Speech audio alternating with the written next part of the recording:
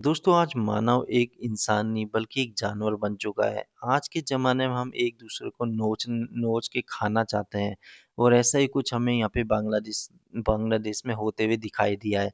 जहाँ पे एक सीधे साधे हिंदू व्यक्ति को क्राउड ने पेड़ में बांध के और जिंदा जला दिया।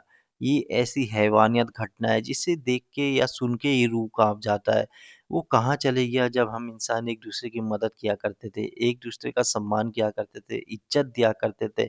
और आज का ज़माना क्या हो चुका है कि जहाँ हम एक दूसरे को ही नोच के खा रहे हैं। आखिर ये क्या घटना थी, क्या इसका मामला था?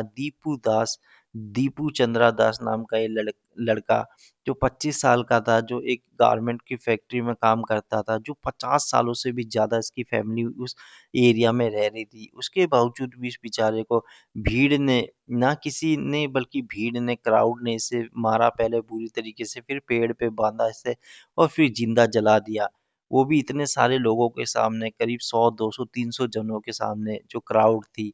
और बाकी लोग क्या कर रहे थे, तमाशा देख रहे थे, मोबाइल में वीडियो बना रहे थे। आखिर क्या है पूरा मामला? मामला था सिर्फ और सिर्फ एक छोटा सा कि जो इस्लाम है उसको ये गलत तरीके से जो वर्क प्लेस है जहाँ पे उसको गलत तरीके से ये फैला रहा है। और इतनी छोटी सी बात पे यहाँ पे भीड़ ने इसको जिंदा जला दिया, इतनी छोटी सी बात पे कि हमारे इस्लाम को गलत तरीके से वो करा रहा है, फैला रहा है। जबकि जब एविडेंस हुआ, चेक किया गया पुलिस द्वारा, तो ऐसा कुछ भी पाया नहीं गया, ये बिल्कुल बेकसूर पाया गया।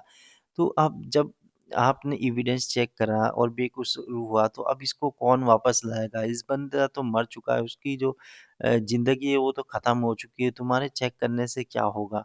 तो अब बताओ, अब क्या फ़ायदा? ये भीड़ तमाशा देख रही।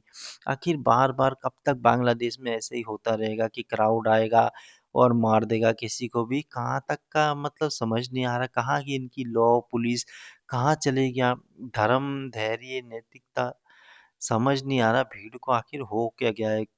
ये जो हिंदू है हमारे, 25 अगर हम 2025 की बात करेंगे तो 258 केस हो चुके हैं। तो हिंदू हमारे बिल्कुल भी सेफ नहीं है बांग्लादेश में।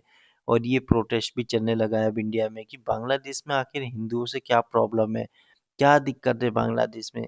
और ऐसी हाल रहा तो बांग्लादेश का एक दिन नामो निशान ही मिट जाएगा। जो इस तरीके से हरकत कर रहा है तो बांग्लादेशी खुद ही खत्म हो जाएगा, इस आग में खुद ही जल के राख हो जाएगी। जो भी वहाँ देखने वाले थे, जो भी करने वाले थे, कर्मा हमेशा वापिस आता है और उनके साथ भी डेफिनेटली कर्मा होगा एक ना एक दिन। और इंडिया ने भी अब बांग्लादेश के खिलाफ जो कहते हैं ना उसे, कि बांग्लादेश के खिलाफ भी मिशन चालू कर दिया है और बांग्लादेशियों का वीज़ा पूरी तरीके से रद्द कर दिया है।